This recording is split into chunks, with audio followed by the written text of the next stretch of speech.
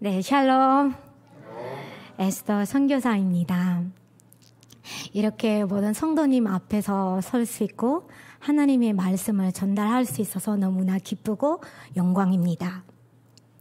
제가 예수동행교회 시작할 때부터 함께하고 성도님으로서 사역자로서 함께할 수 있어서 증인이 될 수 있어서 너무나 영광입니다. 지금까지 하나님께서 하신 것처럼 계속해서 하나님의 은혜가 우리 교회 가운데 임하시기를 믿습니다. 저를 아는 분들이 많이 계시지만 저는 누구인지 모르는 분들이 더 있을 것 같습니다. 제가 성도님들 한테 점점 더 이제 다가와야 되는데 다가오지 못해서 너무나 아쉽고, 그래도 불구하고 이런 저를 잘 이해해 주시고 받아주셔서 감사드립니다. 저는 인도네시아에서 왔습니다. 제가 2013년 그때 처음으로 교환학생으로 이제 한국에 오게 되었습니다. 지금 곧 이제 9년 됐습니다. 이제 9년 하고 이제 다시 인도네시아 돌아가게 됩니다. 그래서 오늘 마지막으로 이렇게 여러분 앞에서 하나님의 말씀을 전달할 수 있어서 너무나 기쁩니다. 오늘 설교가 우리가 듣는 설교 매주 좀 다르게 강의 설교가 아니라 제 간증 설교로 듣게 될 겁니다. 우리가 아까 읽는 말씀은 다시 읽겠습니다. 고린도전서 15장 9절 10절입니다. 나는 사도 중에 가장 작은 자라. 나는 하나님의 교회를 뵙게 하였으므로 사도라 지감받기를 감당하지 못할지니라. 그러나 내가 나 된 것은 하나님의 은혜로 될 것이니 내게 주신 그 은혜가 헛되지 아니하여 내가 모든 사도보다 더 많이 수고하였으나 내가 한 것이 아니요 오직 나와 함께 하신 하나님의 은혜로라. 아멘. 사랑하는 성도 여러분, 이 말씀은 사도 바울의 고백입니다. 사도들 앞에서 고백하는 고백이 아니라 사도 바울이 인도하고 목양하고 해야 하는 성도님들 앞에서 고백하는 고백입니다. 사도 바울이 나는 사도 중에 가장 작은 자라고 고백합니다. 이런 고백을 쉬울까요? 어려울까요? 목회자가 성도님 앞에서 제가 목회자 중에 가장 작은 목회자라고 고백하는 게 쉽지 않습니다. 여러분도 여러분의 자녀 앞에서 제가 부모님 중에 가장 못한 부모라고 고백할 수 있을까요? 여러분 가르치는 학생 앞에서 제가 선생님 중에 가장 어린 속인 선생님이라고 고백하기가 어렵습니다. 그러나 사도 바울이 교인 앞에서 이 고백을 고백하고 있습니다. 본인이 겸손하려고 고백하는 것이 아닙니다. 그리고 누군가 사도 바울을 칭찬하기 때문에 이런 고백하는 것도 아닙니다. 사도 바울이 그렇게 믿고 그렇게 살고 있기 때문에 그렇게 고백합니다. 지금 이 말씀을 자세히 보면 우리가 이 말씀은 예수님께서 죽으시고 부활하고 나서 많은 사람들에게 그의 자신을 보여줬습니다. 5절에 보면 가바에게 후에 12제자에게 보여주셨고 6절에서는 오베교 형제에게, 그리고 7절에서 야고보에게, 그 다음에 모든 사도에게, 그리고 마지막으로 사도 바울이 맨 나중에 만상되지 못하여 나 같은 자도 이렇게 고백했었습니다. 바울이 처음부터 이 말씀 썼을 때 본인이 작은 가장 마지막 사람이라고 이야기하고 있습니다.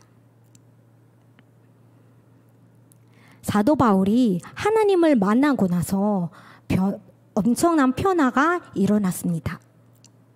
그의 이미지가 바꾼 것만 아니라 그가 겸손한 것만 아니라 진심으로 본인이 가장 작은 자라고 믿고 그렇게 살고 있었습니다. 사랑하는 성도 여러분, 이것은 하나님을 만난 사람들의 특징입니다.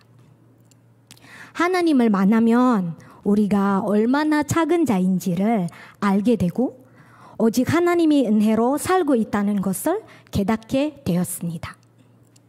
그리고 이 깨달음으로만 끝나지 않고 행동으로 그렇게 하게 됩니다. 만약에 우리가 아직 그렇지 못한다면 더욱더 하나님을 바라봐야 합니다. 사랑하는 성도 여러분, 저는 꽤 괜찮은 사람이라고 생각합니다. 어렸을 때부터 교회 열심히 다니고 제가 고등학교부터 교회 학교 선생님을 섬겼습니다. 나름대로 밖에서도 복사 열심히 했습니다. 나쁜 짓 해본 적이 없고요. 칭찬받는 사람으로서 제가 기독교인으로서 꽤 괜찮은 사람이라고 생각했습니다. 그러나 제가 한국 처음 왔었을 때, 제가 무시당했을 때, 그때 알겠습니다. 제가 얼마나 교만한 사람인지, 얼마나 어마한 사람인지 알게 되었습니다. 누군가 저를 무시했을 때 제 마음속에 해봐요, 너는 얼마나 잘하는지. 그리고 보여줄 거야, 내가 얼마나 잘하는지. 내가 너보다 낫다. 이 말을 계속해서 제 머릿속에, 제 마음속에 가득했었습니다. 사랑하는 성도 여러분, 가끔은 우리가 우리 삶 가운데 우리가 꽤 괜찮은 사람이라고 생각합니다. 나쁜 짓 안 하고 교회 열심히 다니고 나름대로 하나님의 말씀을 실천하려고 노력하고 선교를 위해서 헌금하고 다른 사람 위해서 기도하고 꽤 괜찮은 사람이죠. 그러나 우리가 무시당했을 때 우리 마음, 우리 생각 어떻게 될까요? 사랑하는 성도 여러분, 하나님께서 우리가 겸손으로 끝나지 원하지는 않습니다. 하나님께서 우리가 가장 작은 자라고 고백하며 가장 작은 자라고 살아가길 원합니다. 이것은 하나님과 함께 했을 때, 하나님만 바라봤을 때만 가능합니다. 사실은 인간적으로 작은 자가 되고 싶은 사람이 없습니다. 다 인정받고 싶고 존중받고 싶습니다. 그러나 사도 바울이 하나님께서 분명하게 우리한테 나는 작은 자라 고백하길 원합니다. 모두 우리가 내가 가장 작은 자라고 고백하기를 소망합니다. 사랑하는 성도 여러분, 하나님께서 우리가 하나님과 닮아가기를 원합니다. 그리고 계속해서 우리가 하나님과 닮아가도록 역사하고 계십니다. 그러나 그 과정이 쉽지는 않습니다. 아프기도 하고 슬프기도 하고 원망스럽기도 하고 당황스럽기도 합니다. 그러나 우리가 기억해야 하는 것은 하나님을 바라보면 우리가 해낼 수가 있습니다. 지나갈 때 하나님의 은혜 있구나. 내 삶은 내 삶이 있구나. 제가 교만했었구나. 이렇게 고백하게 됩니다. 사도 바울이 완전 엄청난 배경을 가지고 있습니다. 그러나 그가 예수님을 만나고 나서 많은 것을 잃었고 눈까지 보지 못하게 됩니다. 한순간에 바울이 가지고 있는 것들이 다 잃게 됩니다. 바울이 할 수 있는 것은 하나님의 말씀을 따르는 겁니다. 그리고 다마식 갔을 때도 누군가의 도움을 받아야 갈 수 있는 삶이 되었습니다. 그리고 사도 바울이 아난이 만나기 전에 그 3일 동안 하는 그 시간은 바울에게 얼마나 당황스러운 시간인가요? 바울에게 얼마나 원망스러운 시간인가요? 바울이 바리새인으로서 나름대로 하나님의 말씀을 배우고 기억하고 실천하는 사람입니다. 나름대로 그때 본인의 입장도 하나님을 섬기고 있는 때이었습니다. 그러나 그 순간, 하나님이 만날 때 그 순간 다 잃어버리게 되었습니다. 저는 한국 처음 왔을 때 힘들고 원망스러운 때가 있었습니다. 그때 제가 교환학생으로 살고 있었을 때였는데요. 그때 수업 끝나고 이제 딱 1학기 3개월 끝나고 이제 반 친구와 선생님과 함께 아이스케이팅 타고 있었습니다. 아마 이 이야기 듣는 분들도 있는데요. 제가 그때 딱 이렇게 기차처럼 친구들이랑 재밌게 이렇게 아이스케이팅 하고 있었는데 그때 친구들이 다 넘어지고 제가 제일 아래에 있었습니다. 그래서 그때 제 무릎을 다쳤습니다. 무릎은 다치게 되니까 제가 깁스 거의 6개월 동안 했었어요. 그리고 깁스 끝나고 나서 제가 일주일 2번, 3번 이렇게 일주일 2번, 3번 이렇게 물리치료 받게 됩니다.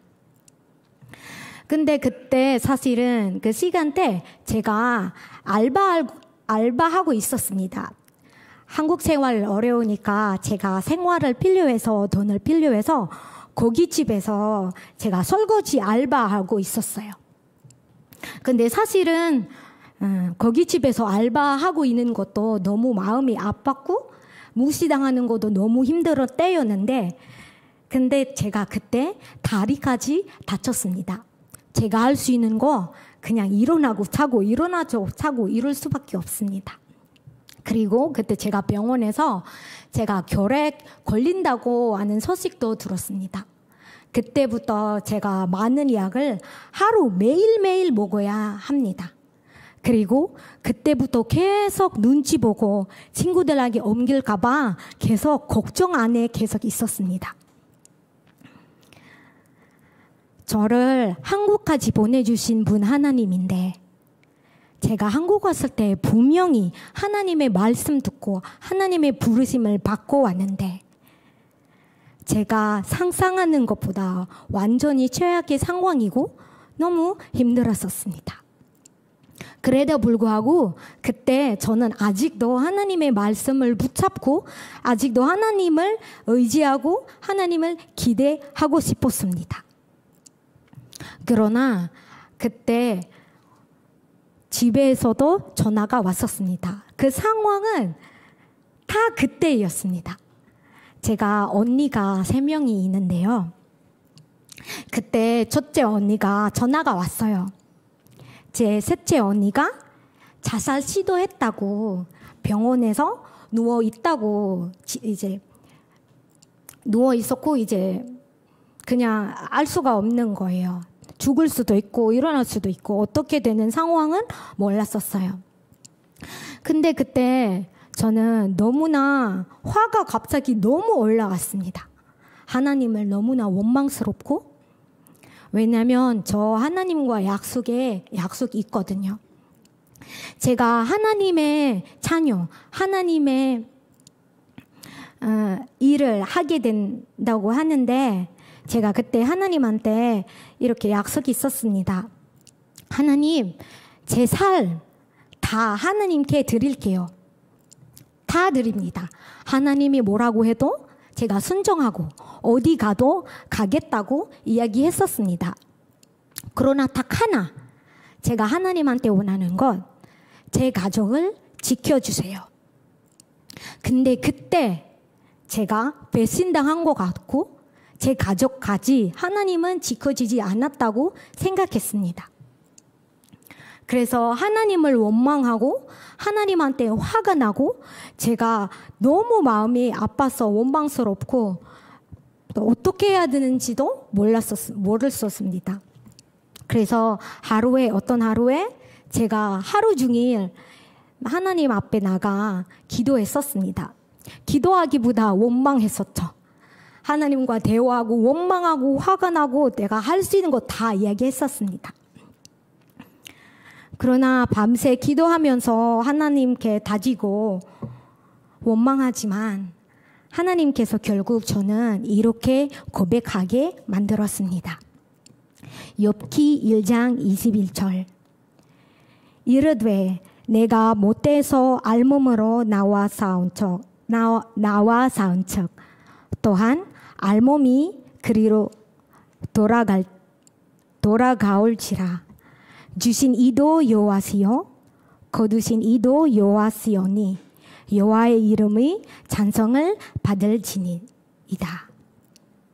사랑하는 성도 여러분, 제가 성경에서 제일 싫은 말씀은 이 말씀이거든요. 딱 한 말씀, 이 말씀이에요. 제가 이제 어머니 돌아갔었을 때 어떤 목사님이 이 말씀은 우리에게 말씀하신 거였어요. 제가 그때 제 마음속에 목사님이 어머니, 아버지가 계셔서 그렇게 말씀하신 거잖아요. 저처럼 어린 나이에 엄마, 아빠가 안 계시면 진짜 그렇게 고백할 수 있어요? 마음속에서, 머릿속에서 화가 나고 원망했었습니다. 그러나 그날 밤 하나님께서 저에게 이 말씀을 기억하게 하시고 이 말씀은 고백하게 하셨습니다. 이르되 내가 못돼서 알몸으로 나와서 원즉 또한 알몸이 그리로 돌아갈지다. 주신 이도 여호와시요 거두신 이도 여호와시오니 여호와의 이름은 찬송을 받을지어다. 제가 하나님께 이것저것 다지고 원망했을 때 하나님께서 제 진짜 모습을 보여주셨습니다. 제가 그동안 얻는 것들이, 제가 갖고 있는 것들이, 받는 성과 다 나 때문인 것처럼 생각하고 있다는 그 사실, 하나님이 저에게 말씀하셨습니다. 제가 열심히 해서 착하고 겸손해서 무조건 대가 받아야 한다고 생각하고 있었습니다.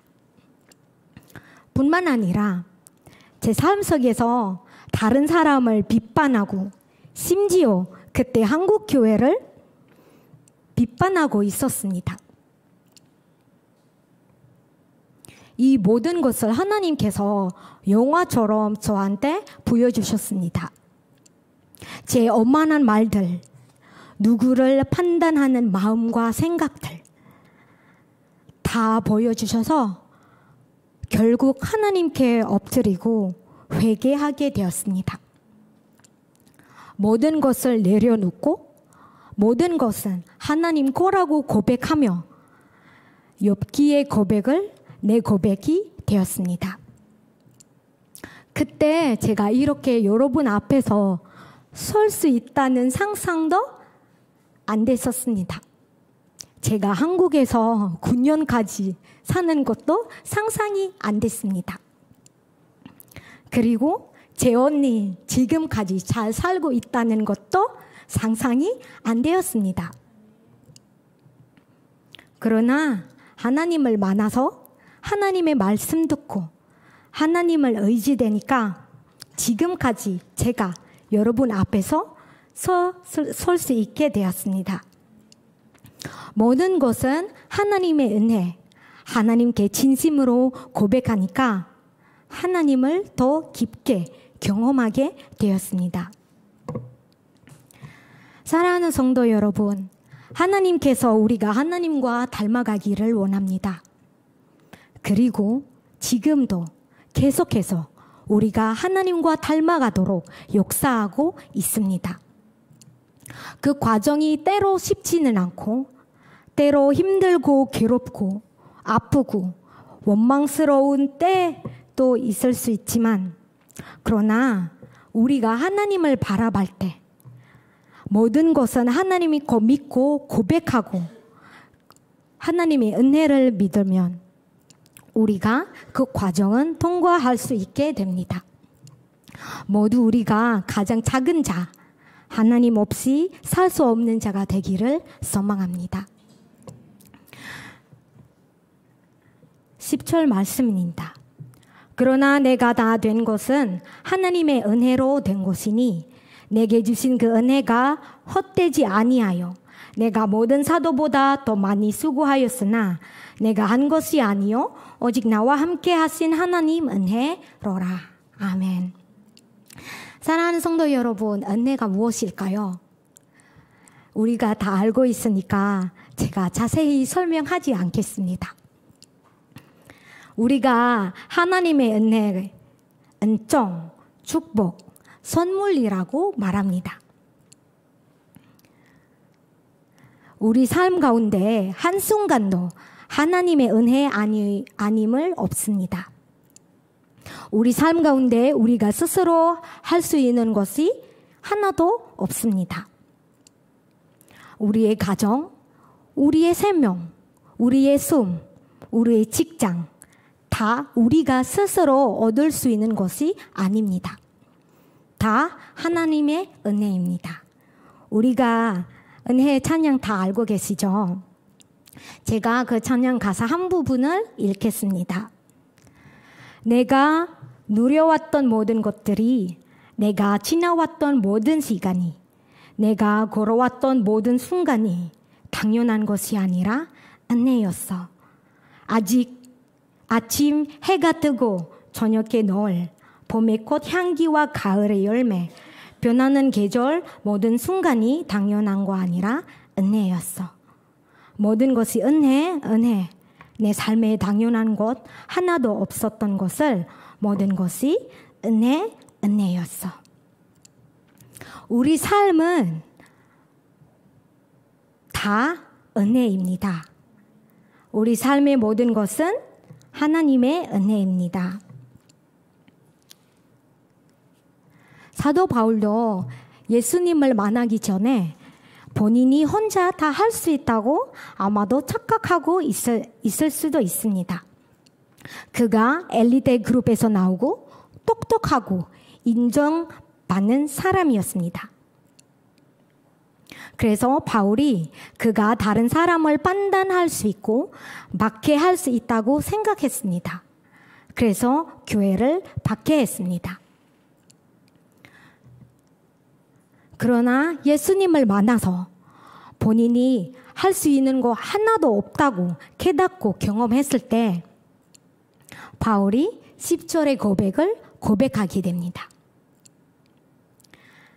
내가 나 된 것은 하나님의 은혜로 내게 주신 그 은혜가 헛되지 아니하여 내가 모든 사도보다 더 많이 수고하였으나 내가 한 것이 아니요 오직 나와 함께 하신 하나님의 은혜로라.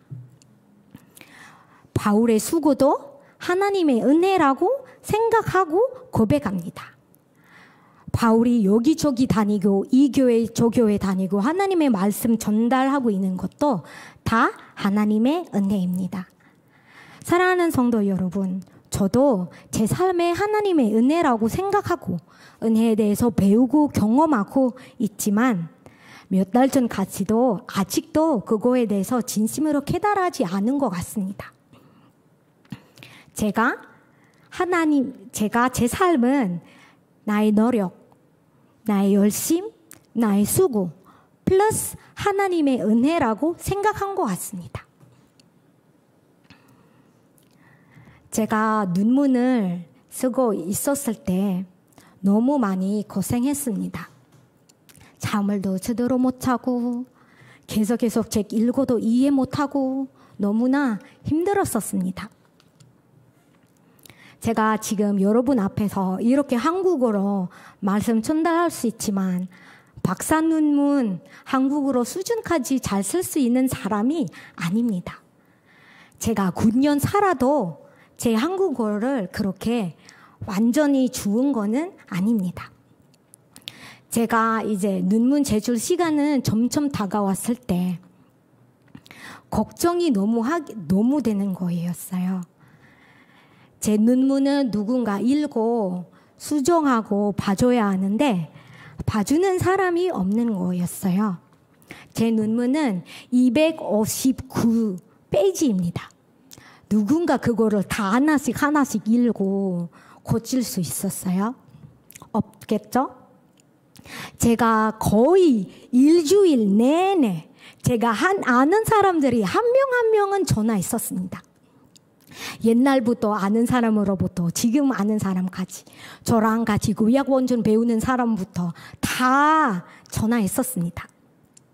그러나 알죠. 얼마나 부담스러운 일인지 계속 거절당했습니다. 할 수가 없죠. 저도 이해합니다. 제가 할 수 있는 모든 것을 다 해봤었는데 안 되는 거였어요. 결국은 제가 어떻게 할까요? 무릎 꿇고 다시 하나님 앞에 나갔습니다. 제가 제 노력으로, 제 열심으로, 제 친구로 의지하고 할 수 있다고 생각했었는데 결국 다시 하나님을 바라봐야 합니다. 제가 하나님 앞에 나가서 무릎 꿇었을 때 하나님, 지금까지 저를 인도하신 분은 하나님이십니다. 제가 박사 논문 통과하지 못하든 다 하나님의 은혜입니다. 제가 그때 어떻게 깨달았냐면 박사 논문 통과가 구원 같았어요. 엄청 무조건 받아야 되는 줄 알았어요. 구원보다 되게 중요했어서 엄청 열심히 했었어요. 근데 그때 다 내려놓습니다. 하나님 앞에서. 됐든 안 됐든 제가 할 수 있는 것을 다 하고 이제 하나님께 맡겨드립니다. 졸업 못해도 괜찮습니다. 그리고 그때 제 교수님 많이 아프고 있었는데요. 매주 저를 만나고 논문을 봐주고 그렇지만 이제 점점 건강은 안 좋아져서 저한테 이제 도움 줄 수가 없다고 수정까지 못한다고 이야기했었어요. 그러나 그 시간 며칠 후에 교수님이 연락이 왔어요. 내가 봐주겠다고. 그래서 교수님이 도와주셨어요. 어제까지 계속 도와주셨어요. 그리고 제가 통과했을 때 교수님이 에스테 저 사실은 그때 많이 힘들고 아팠는데 갑자기 힘이 생겼대요. 어디서 나오는 힘이 모르겠지만 에스더가 기도 많이 했구나 그렇게 생각했대요. 그래서 제가 그쵸 교수님 열심히 기도했어요. 그렇게 이야기했었습니다. 제가 할 수 있다고 생각하고 제 힘 계속 쓰면서 제 아는 사람, 제 지인만 의지하는 그 시간이 제가 할 수 없는 것은 알게 됩니다. 다 하나님의 은혜이구나 그때 깨달았습니다. 100% 하나님의 은혜입니다. 나의 수고, 나의 힘, 나의 노력 플러스 하나님의 은혜가 아니라 다 하나님의 은혜입니다. 제 삶은, 제 수고 다 하나님의 은혜입니다. 사랑하는 성도 여러분, 사도 바울도 그렇게 생각하는 것 같았어요. 그러나 그가 하나님을 만나고 나서 다 하나님의 은혜라고 알게 됐고 그렇게 살게 되었습니다. 지금 제가 여러분 앞에서 이렇게 한국어로 하나님의 말씀을 전달할 수 있는 것도 하나님의 은혜고 하나님이 하신 일입니다. 사랑하는 성도 여러분, 우리가 갖고 있는 것은, 우리가 하고 있는 것은 모두 하나님의 은혜입니다. 우리가 우리의 자신 되는 것도 하나님의 은혜입니다. 그래서 우리가 하나님의 주신 그 은혜가 헛되지 않게 사용해야 합니다. 그래서 여러분의 삶, 건강, 직장, 자녀, 동역자 다 하나님의 주신 은혜입니다. 여러분 수고도 다 하나님의 은혜입니다. 그래서 하나님을 많은 사람으로서 우리가 감사할 수밖에 없습니다. 우리 삶은 하나도 우리의 노력으로 되는 것이 아니기 때문입니다. 우리가 할 수 있는 것은 감사하고 주님을 바라보고 그것뿐입니다. 이 시간은 모두 우리가 모든 것은 하나님의 은혜임을 고백하기를 소망합니다. 저는 이제 인도네시아에 돌아갑니다. 9년의 한국에 있는 시간이 생각해보면 다 하나님의 은혜였습니다. 제가 교환학생으로 처음 한국 왔을 때, 제가 지금 이렇게 문제없이 여러분 앞에 서 있을 때, 제가 석사까지 박사까지 마칠 때 다 하나님의 은혜입니다.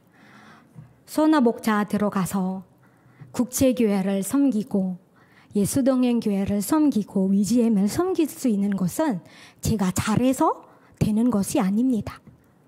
다 하나님의 은혜였습니다. 그리고 제가 이 세상에 태어날 때부터 지금까지 단 한순간도 제가 스스로 할 수 있는 것은 없고 다 하나님의 은혜입니다.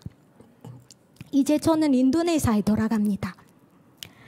인도네시아 돌아가서 제가 경험하고 깨달아는 이 은혜를 많은 사람들에게 잘 전달할 수 있도록 기도해 주십시오. 교수로 목회자가 되고 싶은 신학생들에게 지식만 아니라 하나님의 사랑과 하나님의 은혜의 함께함을 잘 전달할 수 있는 사역자가 될 수 있도록 기도해 주십시오. 그리고 인도네시아 위지엠 통해 인도네시아 교회가 하나님과 함께하는 삶을 깨닫고 이마누엘 하나님과 함께 살 수 있도록 기도해 주세요. 지금 이 시간에 함께 기도하길 원합니다. 첫째, 우리의 삶 가운데 우리의 삶, 우리의 가족, 우리의 직장 모두 하나님의 은혜임을 고백하고 믿게 하소서.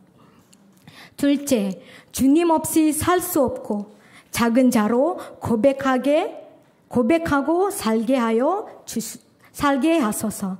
주님의 이름을 한번 부르고 함께 기도하겠습니다.